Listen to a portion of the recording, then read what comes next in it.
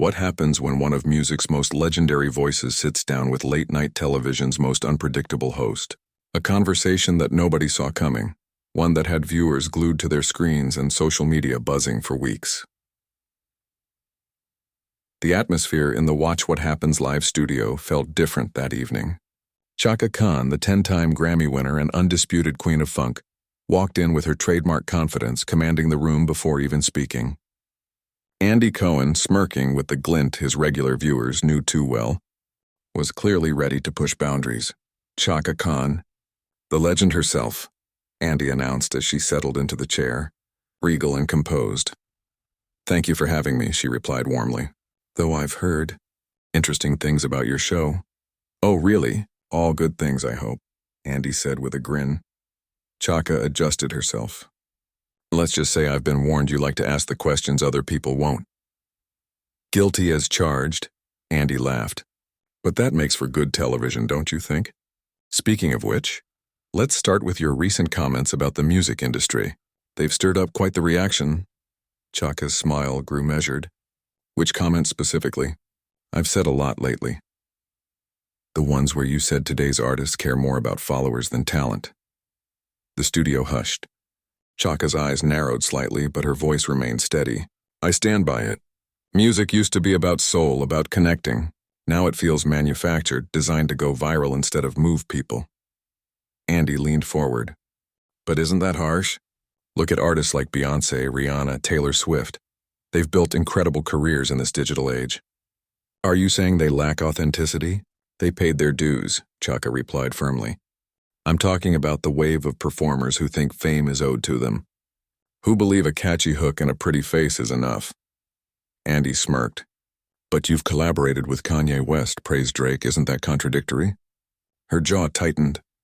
"There's a difference between recognizing talent and endorsing the state of the industry. Those artists respect the craft. They understand the history." "Fair enough," Andy nodded, but pressed further. "Let's talk about history. Your own career's had struggles, addiction, legal battles, finances. Isn't it fair to say today's artists are better at protecting themselves?" The air grew heavy. Chaka's composure cracked just slightly. "You want to talk about predators, Andy? Let's talk about executives who stole publishing rights, who kept artists touring until they collapsed, who fed addictions instead of helping. Do you think today's Instagram celebrities understand that struggle?" "I think they've learned from artists like you," Andy said. "They've watched what happened to legends and avoided those pitfalls." "Artists like myself?" Chaka's voice dropped to a dangerous quiet. Andy hesitated but pushed forward. "I mean artists who had to overcome demons, rebuild after mistakes." Her hands gripped the chair. "Mistakes? You're calling my life experiences mistakes?" "I'm not judging." "Yes, you are."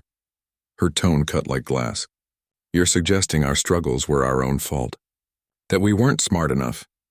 That younger artists are somehow better because they have Instagram." The audience was transfixed. Andy's confidence faltered. "You want to know what smart is?" Chaka pressed on. "Smart is surviving in an industry that tried to silence women, especially women of color, before social justice hashtags. Smart is fighting for creative control when executives wanted to turn you into a product. Smart is rebuilding a career not because of mistakes, but because you refuse to compromise your art."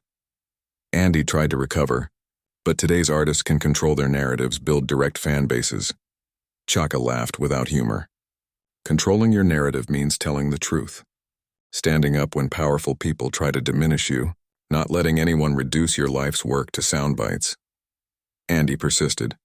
"Maybe your criticism comes from generational disconnect." The words hit like a bomb. "Generational disconnect?" Chaka repeated, eyes blazing. "Are you suggesting I'm out of touch?" "I'm saying every generation feels the next one is lesser. It's natural." "What's natural is respecting the artist who came before you. Without our foundation, there would be no platform for these children." "But they've taken it to new levels," Andy countered. "New levels?" Her voice thundered. "Andy, do you think autotune is a new level? Buying followers? Manufacturing viral moments? That's not fair. Some are pushing boundaries, experimenting, reaching global audiences. My era gave the world funk, soul, artists who could perform live without backing tracks, who wrote their own songs, who played instruments, who connected with audiences through raw talent." Andy looked desperate now. But you can't dismiss an entire generation.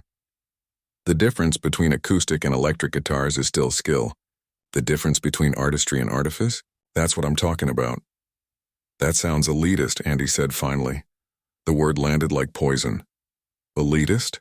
Chaka's voice dropped. For expecting artists to have talent? She rose slowly, towering above him. Elitist is thinking you can invite a legend here and spend the interview tearing her down. Elitist is assuming you know more about this industry than someone who's fought in these trenches for 50 years. Andy shrank in his seat. I've sold over 70 million records.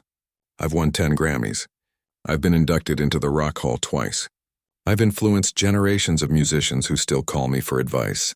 And you want to debate me about artistry? Andy stammered. I wasn't trying to diminish your legacy.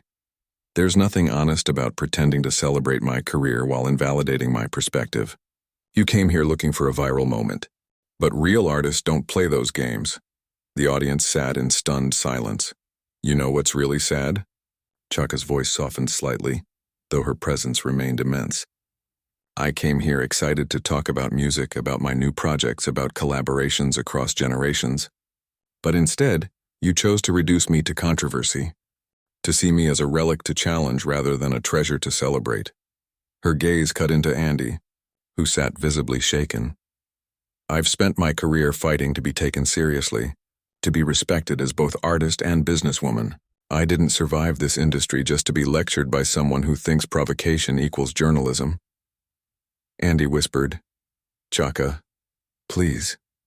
Can we start over? She shook her head slowly, a sad smile on her lips. No, Andy.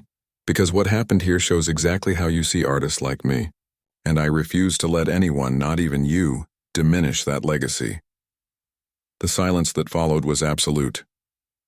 For once, Andy Cohen, the man who built a career on provocation, sat speechless before a queen who had spent decades refusing to be diminished.